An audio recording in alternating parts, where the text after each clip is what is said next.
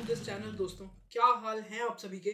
आशा करता हूँ आप सब बढ़िया होंगे, आपके घर वाले और माँ बाप बिल्कुल ठीक ठाक होंगे। आप सभी लोग मेरे हिसाब से वही होंगे जिन्हें गाड़ियों से प्यार है या automobiles like cars and bikes में रुचि रखते होंगे। और आप लोगों में से सभी लोग मोस्टली ड्राइव करना जानते ही होंगे और डेली ड्राइव करते भी होंगे।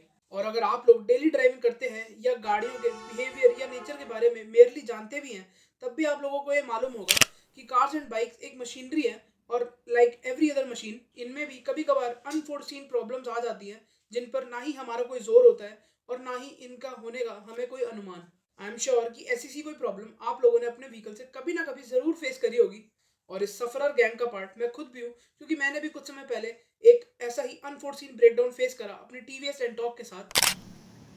भाई देखो, मैं कॉलेज जा रहा था और क्या बढ़िया सीन हुआ है। क्लास के लिए पहले लेट हो रहा था, बस 22 हो गए। जो माफ करना, मैं इधर तमीज से उससे मैं इधर उधर निकल जाता हूँ। बट क्या करे, माशे की बेल्ट टूट गई है चलते चलते। ये तो अच्छा था कि मैं उसमें नहीं था, ज़्यादा स्पीड में नहीं था। 何お前はもう死んでいる。大は匠でひれぶ。वरना तो कोई नहीं, क्लास के लेट तो हो ही चुके हैं। पहला लेक्चर था, अब लग रहा है कि भाई बाकी के लेक्चर भी नहीं ले पाऊँगा, क्योंकि हो रहा है ऑन तो हो रही है, पूरी स्टार्ट है, लेकिन रेस देने पर टायर नहीं घूम रहा। रेस आगे टायर नहीं घूम रहा। तो देखो इसमें भी शायद नहीं, इसमें क्योंकि टायर की रीडिंग लेते हैं इसलिए टायर की चेक बुक चेक नहीं कर रहा। अब ऐसा जब हुआ तो मैं ऑलरेडी लेट था, जैसा कि आप लोगों ने वीडियो में सुना ही। तो पैनिक होना या थोड़ा परेशान होना तो ऑब्वियस है, but due to me being experienced of such circumstances मुझे पता था कि लेक्चर तो ऑलरेडी छूट ही गया है ये वाला। सो बेटर देन पैनिकिंग इन सच सिचुएशंस हमें अपने आप को कूल रखना है, गाड़ी को नहीं कोसना, और rather than wasting time upon thinking bad हमें सॉल्यूशन सोचना है। अब आप ये देखिए कि इनिशियली मेरे दिमाग में क्या आया और मैंने क्या किया। अब मैंने एक दोस्त को कॉल तो करा, तो कह रहा है उसका लेक्चर चालू हो गया, मैम आ गई, तो उसको नेक्स्ट लेक्चर में कॉल करते धक्का लगवाएगा। ये जो गाली दे रहा है कोई, क्या बोल रहे हैं? बहिन चौथ बोल रहा है। तब तो सोच रहा हूँ कि मैं आगे तक ले जाऊँ इसको, या तो किसी सेफ जगह खड़ी करके पहले कॉलेज ही चले जाऊँ। शाम के टाइम मतलब लेक्चर खत्म होने के बाद देखता हूँ क्या करना है, क्योंकि आसपास में है मैकेनिक, लेकिन अपने आप तो जा नहीं पाऊँगा मैं। चलो देखता हूँ, आपको बताऊँगा सारा। आप लोगों ने देखा ही कि मैंने एक ही साथ कुछ मिनट्स और इवन कुछ सेकंड्स के बीच में ही दो तरीके सोचे इससे डील करने के। पहले मैंने अपने एक फ्रेंड को कॉल करा और उसे समझाया कि ऐसा ऐसा हुआ है मेरे साथ। आप भी किसी को कॉल कर सकते हैं, किसी से बात कर सकते हैं, मे बी फ्रेंड्स और पेरेंट्स, ताकि आपको थोड़ी सी क्लैरिटी मिल जाए थ्रू डिफरेंट ओपिनियंस। प्लस मैंने घर पर इसलिए नहीं बताया क्योंकि मुझे लगा मैं घर से काफ़ी दूर हूँ, सो पापा की कैसे ही वेट करूँ इतनी देर, और उनको स्पेशली धक्का लगवाने क्यों ही बुलाऊं इतनी दूर से, जब जाना हमने मैकेनिक के पास ही है। और ये ऐसा टाइम तो था नहीं रात का कि कोई असिस्टेंस ही नहीं मिल पाएगी या मैं रात में फंस गया हूँ, ऐसा तो कुछ नहीं था। मैंने सोचा कि इतनी दूर से यार वो आएंगे और आके तो लेके उन्होंने भी मैकेनिक के पास ही जाना है, पास वाली। सो मैंने सोचा ये तो मैं खुद ही करवा लूंगा। और इस थॉट के बाद मैंने एनालाइज करा कि क्या प्रायोरिटी है मेरे लिए, जो कि निकल कर आया कि फिलहाल मुझे कॉलेज के लेक्चर अटेंड करने हैं, तो मैं अभी तो ठीक कराने नहीं जा सकता। अब यहाँ पे मुझे पता है कि मैं 5 से 6 घंटे में फ्री हो जाऊंगा, तो मैं सारे लेक्चर्स अटेंड करने के बाद लेकर जा सकता हूँ मैकेनिक के पास। सो अब मुझे पता है कि मैं घर पर तो कॉल नहीं करूंगा अभी और कॉलेज अटेंड करूंगा पहले। और दोस्त भी जिसे मैंने कॉल करा वो भी क्लास ही अटेंड करेगा फिर पहले। तो मैं चल पड़ा आगे आगे, स्कूटर को धक्का लगाते हुए किसी safe two wheeler parking spot की तलाश में।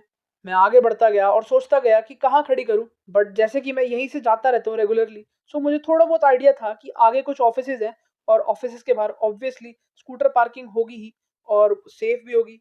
अब यहाँ पर सेफ पार्किंग स्पॉट ढूंढना काफी जरूरी है ताकि आप किसी एडिशनल मुसीबत में ना फंस जाएं। लाइक आपका व्हीकल चोरी हो सकता है, एक्सीडेंट कॉज कर सकता है ऐसे ही आवाराओं की तरह कहीं भी खड़ा होकर, या टो किया जा सकता है पुलिस के द्वारा एज इन ऑब्स्ट्रक्टिंग ट्रैफिक।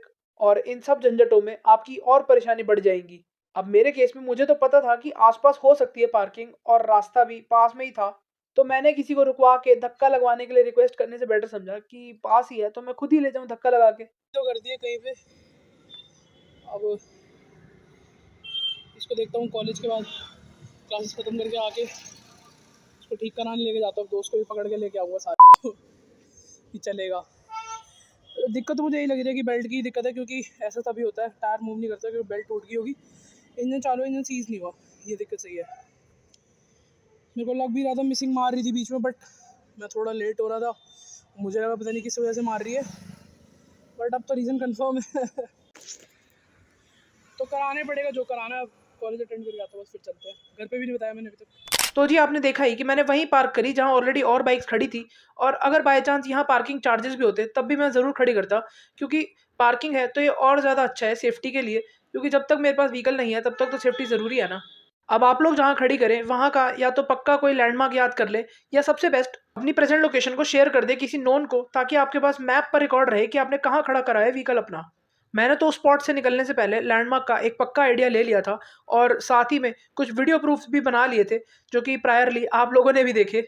अब निकलने से पहले एक और चीज़ है जो हमें लैंडमार्क के अलावा याद रखनी है, वो है कि जो वैल्यूएबल आइटम्स हैं वो निकाल कर व्हीकल से अपने पास रख ले, लाइक फ़ोन, टैबलेट एक्सेट्रा। और जो अपनी व्हीकल की आरसी है, जो रजिस्ट्रेशन सर्टिफिकेट है, वो ज़रूर अपने पास रख ले, क्योंकि वो भी एक वैल्यूएबल आइटम है अपनी व्हीकल का। साथ ही आप कोई वीडियो प्रूफ ज़रूर बना ले जहाँ पर आपने अपने व्हीकल को खड़ा करा है, ताकि जिस किसी को भी आप अगर व्हीकल बाद में लेने भेजें, किसी मैकेनिक को या अपने किसी नोन को, तो उनको एक लोकेशन के साथ एक एडिशनल सपोर्ट मिल जाए, जिससे कि वो आपके व्हीकल की लोकेशन को ढंग से ट्रैक कर पाए। तो जी मैंने वहाँ से अपने कॉलेज के लिए रैपिडो बुक करी, and I went to college and attended all lectures peacefully.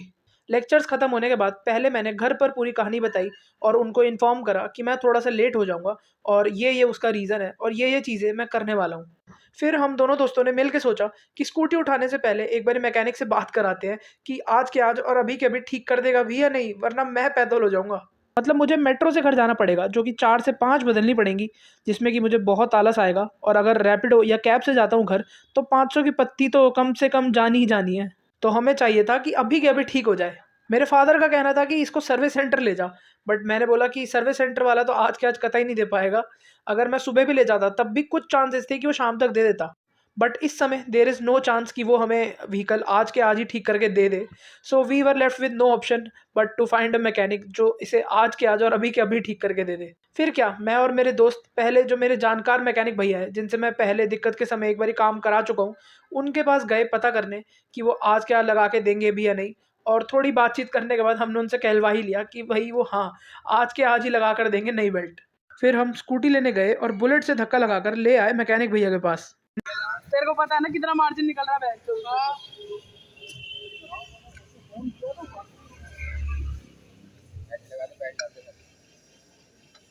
ऐसी लगा दे, कुछ पार्ट भी लगना है क्या?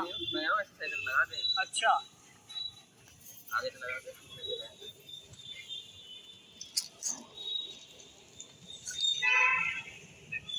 उसके बाद थोड़ी सी हंसी मजाक चली वहाँ के वर्कर से, और मैं साथ ही निगरानी भी रखने की कोशिश कर रहा था कि सब ठीक से कर रहा है ना, वो कोई पार्ट्स इधर उधर तो नहीं कर रहा ना। देन मैंने पूरा प्रोसेस रिकॉर्ड करा, ताकि पहला तो थोड़ी सी अकाउंटेबिलिटी रहे काम की, प्लस मुझे पर्सनली थोड़ी सी नॉलेज और एक्सपीरियंस मिले ठीक करने का, और पार्ट्स के बारे में भी पता लगे। ये नट यहाँ नहीं लगने वाले हैं या तुम्हारे नट? कौन से? ये वाले?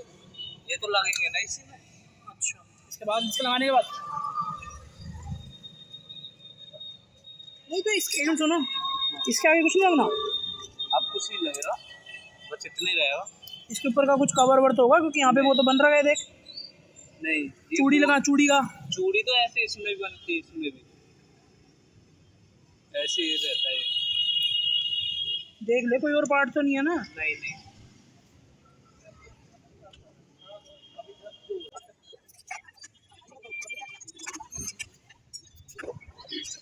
लास्ट में थोड़ी सी क्रॉस क्वेश्चनिंग हुई, जो कि मेरे लिए ज़रूरी थी और हम सभी के लिए होनी भी चाहिए।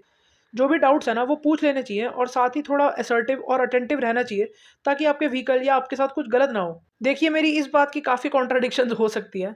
कोई सपोर्ट करेगा मुझे इस बात में, तो कोई कॉन्ट्राडिक्ट करेगा, या कोई बोलेगा कि थोड़ा ट्रस्ट करना चाहिए, या कोई ये भी बोल सकता है कि बेल्ट जैसी छोटी चीज़ ही तो है, इसमें कोई क्या ही बिगाड़ लेगा। बट इस बारे में मेरा मानना ये है कि बहुत से कांड होते हैं मैकेनिक्स के द्वारा। मैं जनरलाइज नहीं कर रहा, बट ऐसी चीज़ें होती हैं। तो मैं एज अ कंज्यूमर थोड़ा जागरूक अपनी मर्ज़ी से ही रहना चाहता हूँ। मुझे ठीक लगा तो मैंने पूछा, और खैर ऐसी बातचीत से ही तो रिलेशंस भी बनते हैं। अब मैंने सवाल पूछे, भैया और उनके वर्कर्स ने ईमानदारी से मुझे बताए, तो ऑब्वियसली मेरा ट्रस्ट बिल्ड हुआ ना।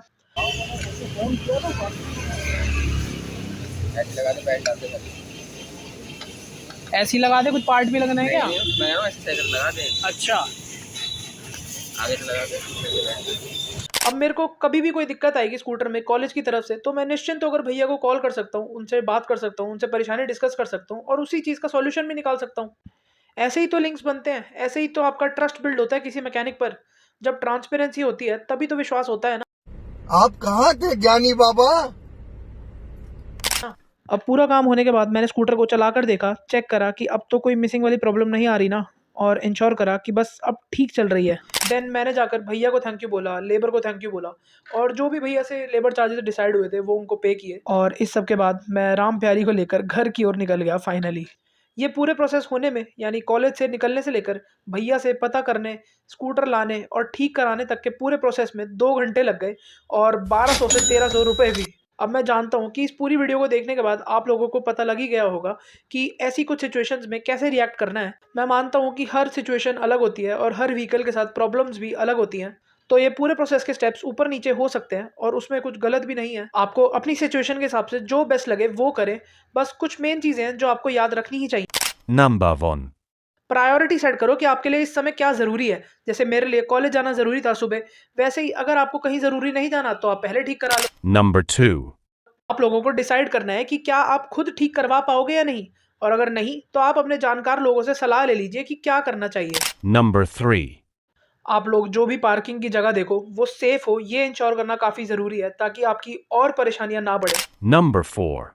अगर आपके पास कोई नहीं है स्कूटर को धक्का लगाने के लिए तो आप मजबूरी में रिक्शे पर चढ़ाकर भी ले जा सकते हैं मैकेनिक के पास तक। Number 5. आप लोगों को ये भी अपनी सहूलियत अपने बजट के हिसाब से डिसाइड करना है कि आपको व्हीकल को कंपनी लेकर जाना है या किसी लोकल मैकेनिक के पास। Number 6. मैकेनिक पर नज़र ज़रूर रखें अगर नया कोई मैकेनिक है। अगर आप किसी XYZ लोकल मैकेनिक को दिखा रहे हैं जिसे आप पहले से नहीं जानते तो थोड़े से सवाल पूछते रहिए, थोड़े से असर्टिव बने रहिए और हो सके तो वीडियो रिकॉर्ड कर लीजिए मेन फिटिंग और पैकिंग की, ताकि आपके पास थोड़ी सी अकाउंटेबिलिटी बनी रहे और आपको विश्वास थोड़ा सा बन जाए। और साथ ही अगर कोई फॉल्ट हुआ है या कोई घपलेबाजी हुई है या कोई भी चीटिंग या कुछ हुई है तो आपको जल्द से जल्द पकड़ में आ जाए। Number 7. पैनिक नहीं होना किसी भी सिचुएशन में। अगर आपको सपोर्ट नहीं मिल पा रहा घर वालों की तरफ से या फ्रेंड्स की तरफ से या आसपास के लोगों की मदद से, तो आप पुलिस को भी कॉल कर सकते हो और उनसे हेल्प मांग सकते हो। आप कौन? कहाँ लगाया फोन? आपका क्या नाम है? हमसे क्या काम है? Number 8. और last but not the least, जो भी आपको प्राइस ऑफर हो रहा है मैकेनिक की तरफ से ठीक करने का, उसको हो सके तो 1-2 जगह से क्रॉस चेक कर लीजिए ताकि आप थोड़ा बहुत नेगोशिएट कर पाएँ। और कोई भी स्पेयर पार्ट चेंज कराने से पहले ये ज़रूर ध्यान रख लें कि जो भी प्रोडक्ट लग रहा है वो बिल्कुल नया है, बिल्कुल ओरिजिनल ब्रांड का है और बिल्कुल सील्ड पैक बॉक्स या पैकेजिंग से निकाल कर लगाया जा रहा है। तो जी ऐसा सब कुछ मेरा पर्सनल एक्सपीरियंस था, मेरे पर्सनल व्यू पॉइंट्स और एक्शंस थे जिनसे मिले मुझे मेरे पर्सनल लेसन्स, जो कि मैंने आपके साथ शेयर करने ज़रूरी समझे। आई होप कि अब आप लोगों को थोड़ी बहुत क्लैरिटी मिली होगी कि अगर आप भी कभी ऐसी सिचुएशन में फंसते हैं तो आप क्या कर सकते हैं और आपको क्या क्या नहीं करना चाहिए। ऑन दिस नोट, आप लोगों को वीडियो कैसी लगी, इन्फॉर्मेशन कैसी लगी, ज़रूर कमेंट से बताएं और ऐसी ही और कंटेंट के लिए गेयर घूस चैनल को सब्सक्राइब करें।